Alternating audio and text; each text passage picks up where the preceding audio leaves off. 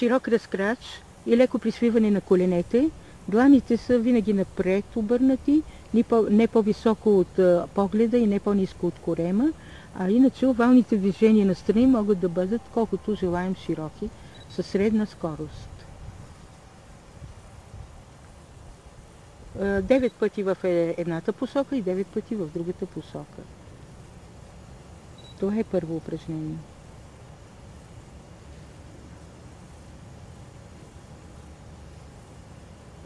Второ упражнение е нормален разкрача и събиране на ръцете отпред и отзад на тялото.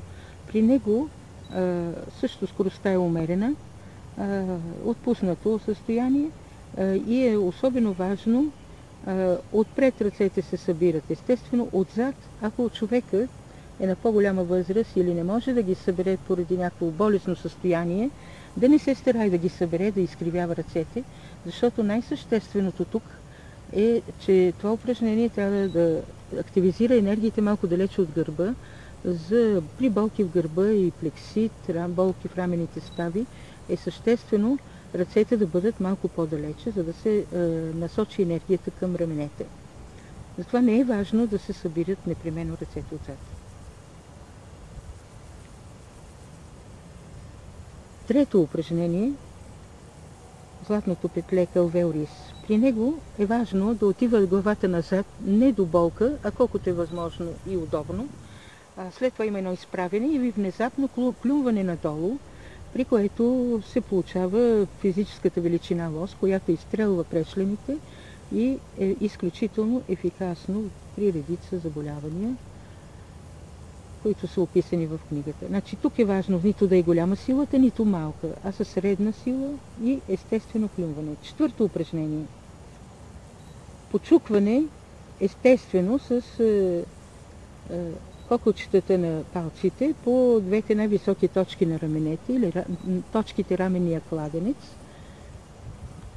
Същественото е тук ръцете да се вдигат нагоре, а не от позиция гърди да се удря по рамените стави. Това е невъзможно. Трябва да бъдат вдигнати първо нагоре ръцете и след това едно естествено почукване.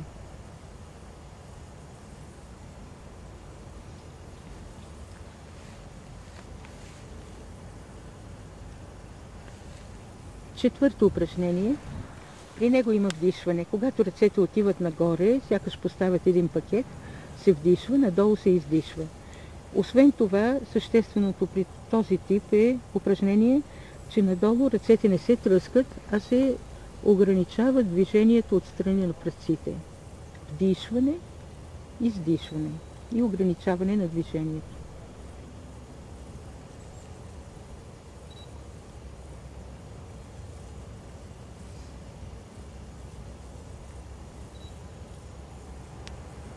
Ръцете се поставят на мястото,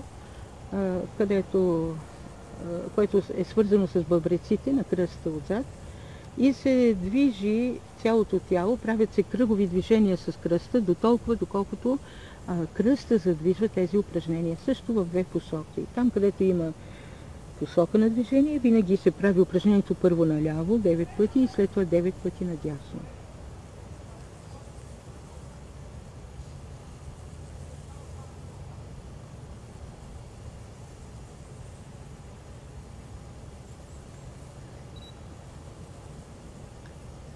Задвижване главата от ляво, среда, дясно, като винаги в средата в анфас се спира за секунда, за да се разграничат ян и ин енергиите.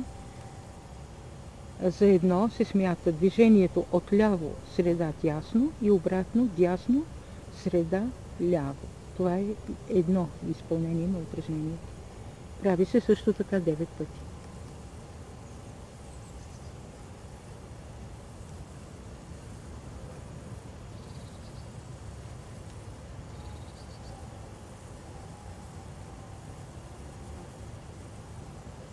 Осмо упражнение. Разтваряне на ръцете широко с дланите нагоре и затварянето на ръцете с дланите надолу. Прави се 8 пъти. При него също има вдишване, когато се разтварят ръцете, и при затваряне на ръцете с дланите надолу има издишване. За едно се смята вдишване и издишване. Това е един път изпълнение на упражнението.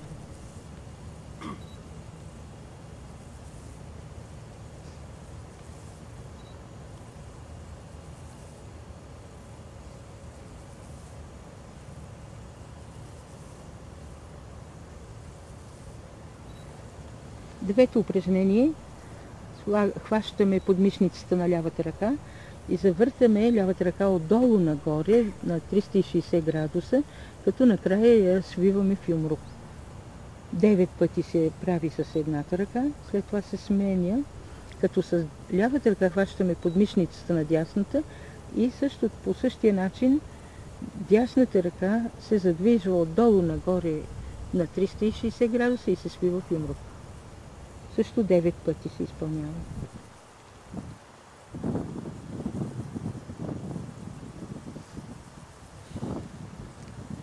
При 10-то упражнение отново имаме широк разкрач и свити колене, за да може да е по-свободно движението.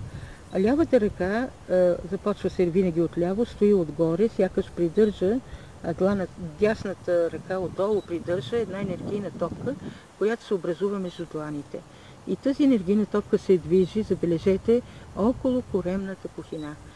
Не много нагоре и не много надолу. Когато стигнем до дясната страна, дясната ръка се измества и придържа топката отгоре, а лявата я подхваща отдолу. Също се изпълнява 9 пъти. Отляво до дясно и обратно означава едно. 11-то упражнение е кръгови движения с коленете. Поставяме двете ръце върху коленете и правим 9 кръга в едната посока и 9 кръга в другата. Обратно.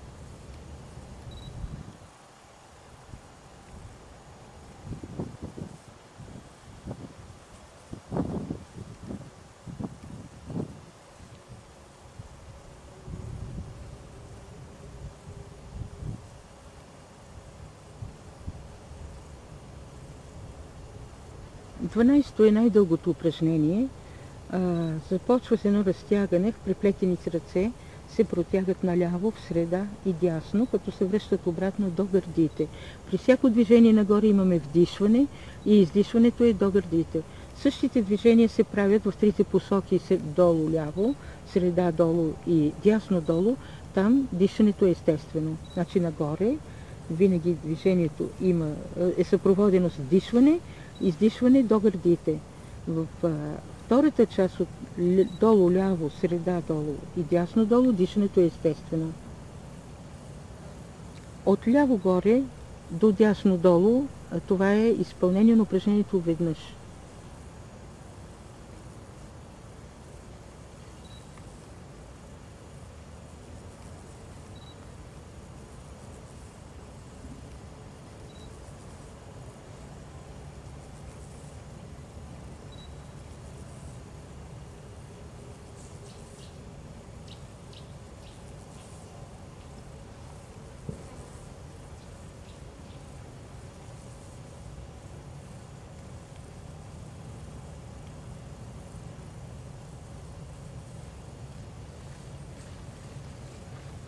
Да почиваме. Тук е 13-то упражнение. При него имаме едновременно изпъване на левия крак напред, лявата ръка се опъва напред и се обръща с дланта надолу, сякаш иска да потисне нещо, да не позволи да се приближи до тялото на човека. Дясната ръка я съпровожда, като се изплъзва. Тя е от вътрешната страна на лявата длан и съпровожда лявата ръка само до лакета. Също така се обръща едновременно с нея надолу. При прибиране на крака фактически се получава обратното движение на ръката, която е отвън. Тя ще гони дясната ръка, която надясно се опъва по диагонал и отново двете ръце се обръщат дланите надолу. Това е масаж на колените капачки, който крак масажираме. Ръката съответната и левия крак, лявата ръка е отдолу, другата е отгоре.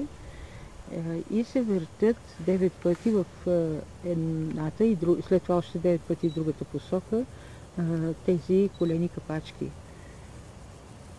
Съответно, когато масажираме капачката на дясното коляно, дясната ръка е отдолу, а лявата я придържа отгоре.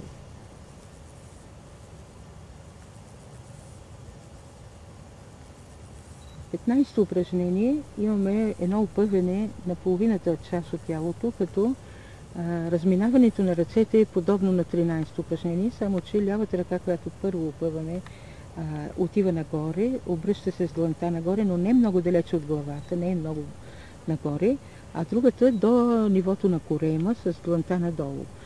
При това положение лявата ръка, когато е нагоре, левия крак застава в средата на пръсти, средата имам предвид на другото стъпало, и съответно, когато дясната ръка опъваме нагоре, десния крак опира на пръсти на земята. При това положение, когато не се позволява твърде далечно разделяне на двете ръце, усещането е като че ли има един ластик вързан между тях и непрекъснато се тонизира лявата или дясната половина.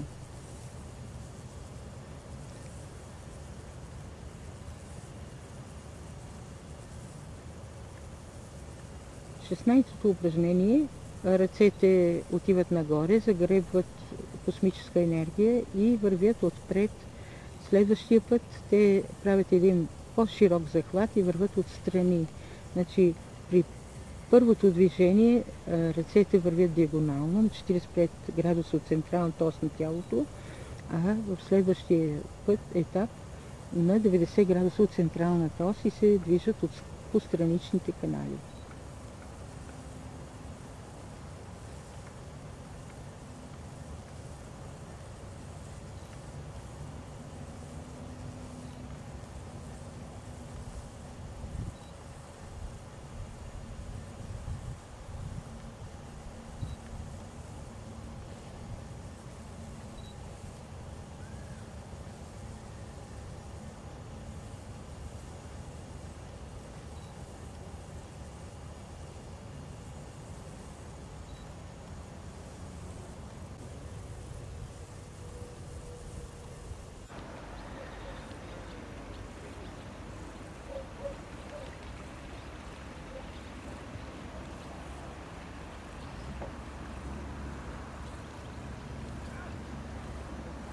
Ți-l Lucianu.